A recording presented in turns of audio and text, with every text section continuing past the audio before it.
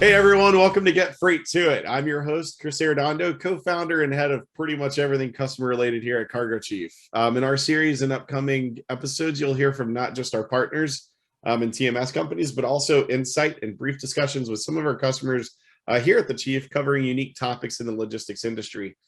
From slinging freight, tips and tricks, new products, whatever it is under the sun. I think we know the industry moves with whatever happens. You name it, we'll talk about it. So join us every Wednesday as we sit in and get freight to it. So for those who haven't heard of Cargo Chief, we're a freight tech company that solves some of the biggest issues, I guess, when it comes to not just capacity, but sporadic capacity, and not just rating, but the inaccuracies and volatility of the market that we all kind of have come face to face with, especially these days as gas prices soar overnight and drop who knows when. And how we do that is through our project and procurement software called C4. If you're looking to expand your carrier base and book more freight, then we should probably talk. Today, we've got Matt Wright here with us, sales guru and the man with many hats there at Logistically TMS.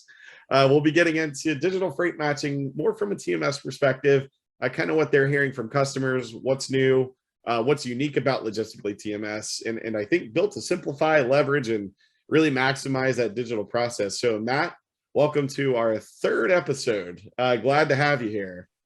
Yeah, thanks for having me on. This is pretty exciting. It's kind of chat a little bit about DFM. This is awesome. Yeah, I think we met for the first time there at TIA. It was TIA, right? The first TIA event back in what was it? April now? Yeah, April. Yeah. Time flies. Time flies. and we kicked off our integration there with you guys and Corey and the team at Logistically. It was, I don't know, over a year ago, I know for sure, maybe 2 years now. Yeah. Time flies, and as that happens, products evolve. And we started with our rating engine and eventually kind of spilled over to capacity to capture things like lane density on a lane to give those Logistically TMS users a better understanding of the price they're about to bid with. And kind of good news, we'll be finishing up our automation and DFM integration here in Q3. So that's pretty exciting. And kind of leads us to get freight to it. So digital freight matching from a TMS perspective. To me, I think a lot of the tools out there that solve for DFM and booking a load, like it's really just booking a load. There aren't a lot of processes from a procurement perspective, and all the automation in those processes kind of jumps over that procurement process and that procurement perspective.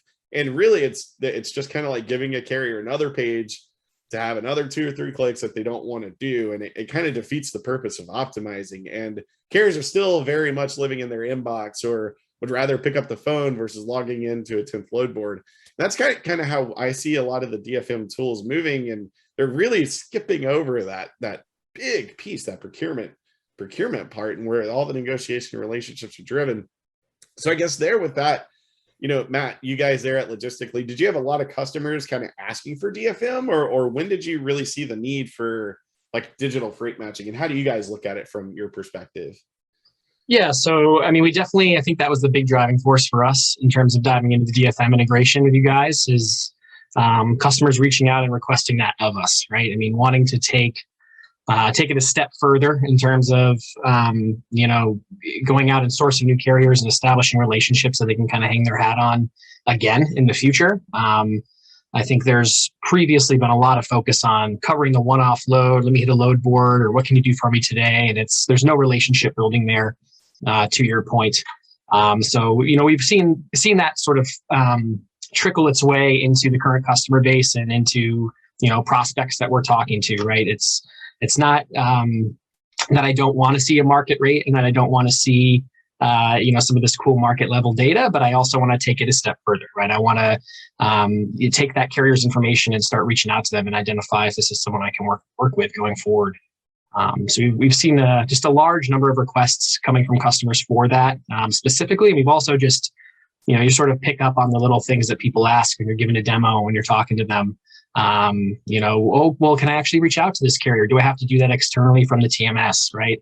And I think that's always a big driving force as well, just trying to create sort of a single access point. Even if the customer is using, multiple technology solutions, not having to have all those windows open, not having to jump externally from the system and send an email manually or call someone, and instead being able to sort of rely on that integrated solution, kind of filling those gaps for you. Yeah, and it's like I talked to a lot of freight brokers and 3PLs, and there, it's nothing has really changed in like the way that they book freight. Like it's, there's still like, I hear people like, oh, we like doing it the old school way, just picking up the phone and building relationships, working in our Excel sheet. Sure, that's fine, but like at the end of the day, like you're paying people to like do a monotonous task of one, Right. clicking into a TMS and thinking about who to reach out to next, and then two, like emailing a carrier individually. Like there is technology that can do that for you, and it's like that's really how I look at like digital freight matching. It's not necessarily matching, like that's not the whole piece. It's not just like matching freight to a carrier. It's like knowing more about that carrier and why is automation and machine learning going to reach out to this carrier over another carrier, or why this set of carriers and not the whole world of carriers, right? So it's like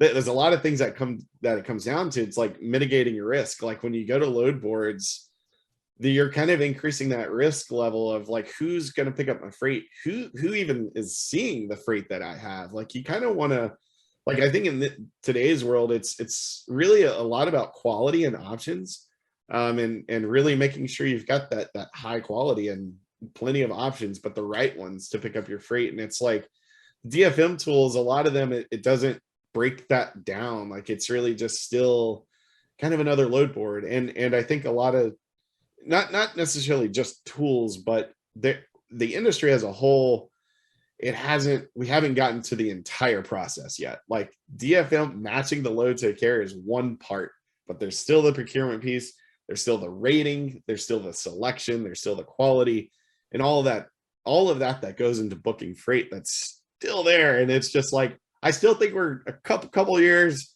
before like the industry just moves forward. I don't think it's going to be like clicking to accept freight. I really think it's going to be like carriers already know kind of what they're going to have, and it's just going to be an evolved process of what people are used to doing, just being able to do it a little bit smarter. And I guess my question to you, kind of like, how do you see that evolvement, I guess, of the industry, and like where's your, like, what are you hearing from prospects, I guess, before they even like come into Logistically? Like what are they looking for, like in that aspect?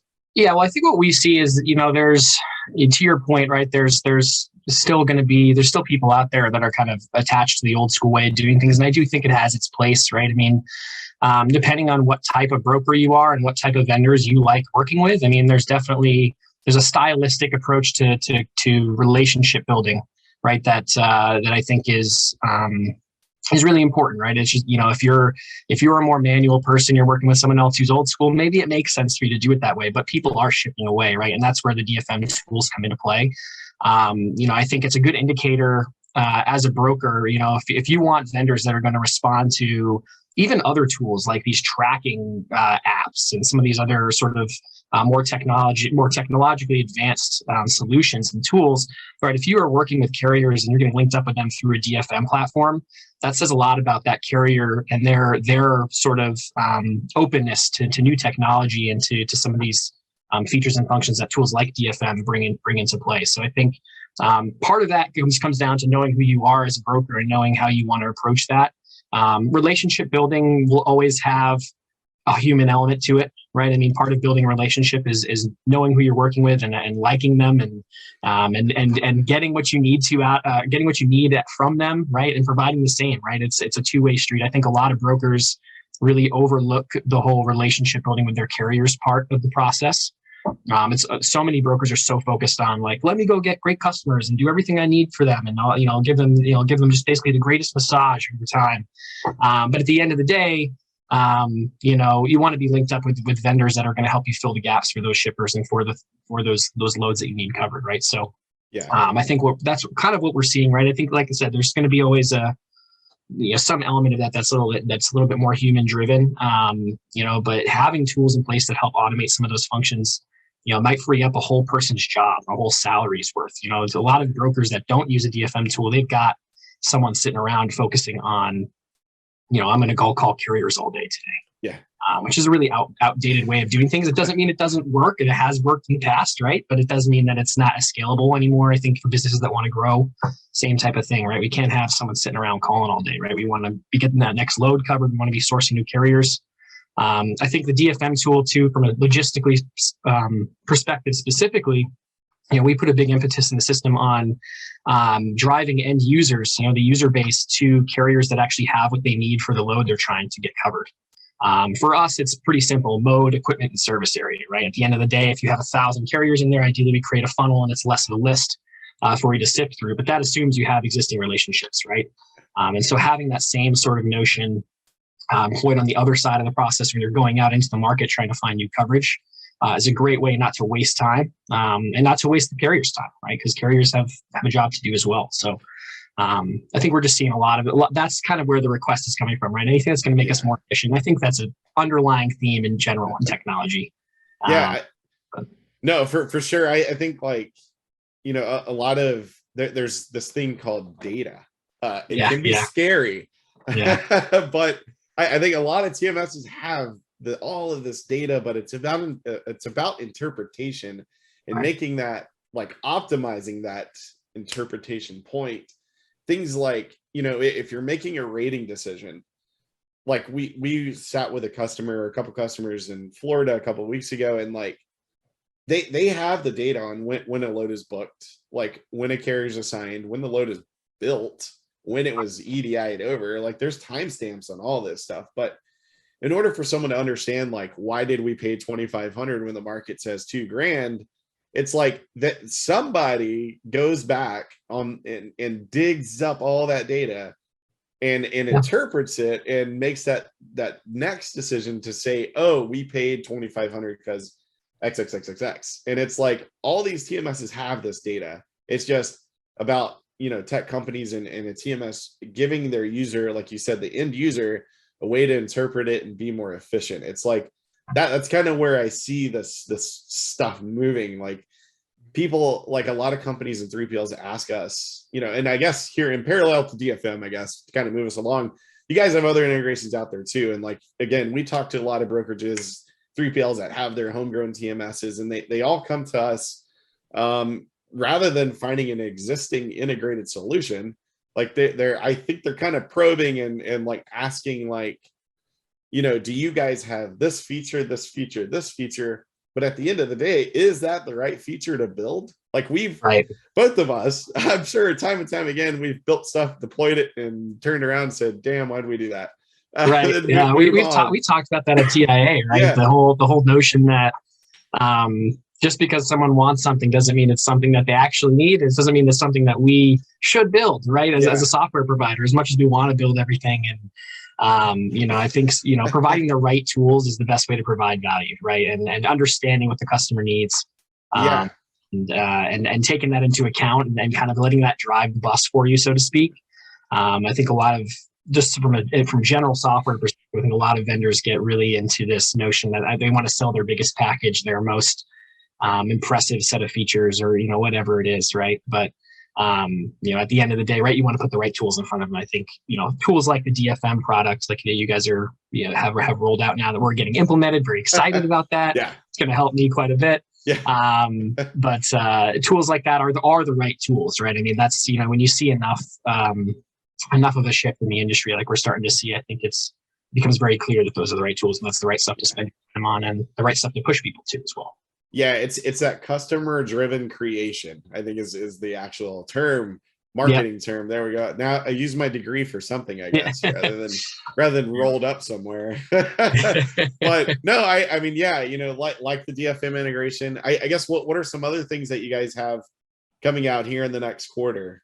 Yeah, so I mean, we're focusing a lot on UI and flow. We're very much a no frills TMS, so rolling out new grid views, ways to save those grids and to sort of optimize your process. And I think our goal really is to take customer feedback and to drive the product forward that way.